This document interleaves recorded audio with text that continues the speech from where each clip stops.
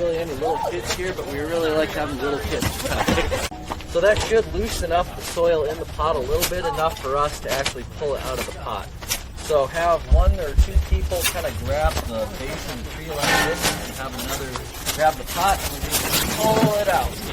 That came out perfectly.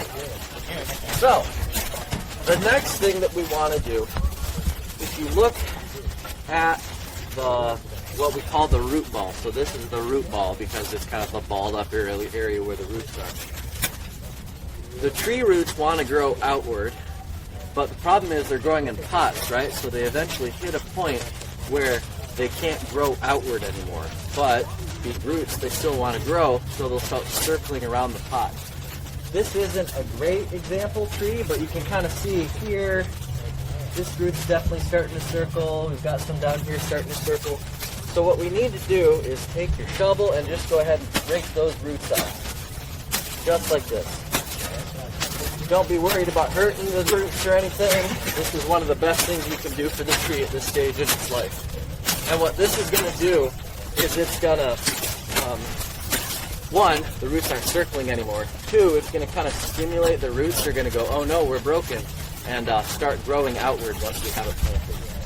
So while you're doing this, kind of have someone rotate the root ball so you can kind of get around the whole thing. Makes it easier.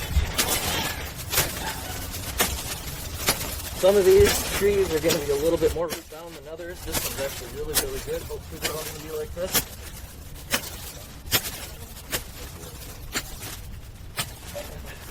A little bit more. That's good. Yeah, this side's got a little bit more of the circling roots. You can get the bottom as well, but the bottom's not nearly as important as the sides. Alright, once we got that part done, we need to measure the depth of our hole. So, what we need is place it flat. Ideally, at the end of this whole thing, we want the root flare maybe a couple inches above the level of the ground. So what is the root flare? That's not necessarily the top of the dirt. Sometimes the stem can be buried a little bit. I've seen it buried this much, right? The root flare is this area down here where you can see that the roots start actually kind of like shouldering out from the main stem. So sometimes this can be hidden a little bit, and you need to make sure that that's actually exposed. So on this particular example tree, it's a pretty good example tree because that's a really, really good, obvious root flare. That's what we want. In the end, we want this to be about an inch or two above the level of the ground. So now that we've found our root flare, we're going to measure the depth of the hole.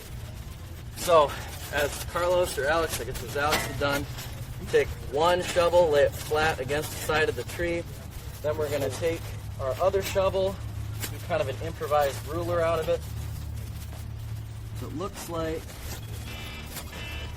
this is about how tall our tree is. So if we go down here, put it in the hole, looks like this hole is really deep, right? If we were to put the tree in the hole now, it's going to probably go all the way up here on it. We don't want that. We want this, again, to be about 1 or 2 inches above the level of the ground. So we're going to go ahead and backfill some soil. And as we're going along, we can go ahead and measure the depth of our hole again. So our hole's about this deep. We're going to go back over to our tree. So that's still probably a little bit too deep, so we want to add just a little bit more.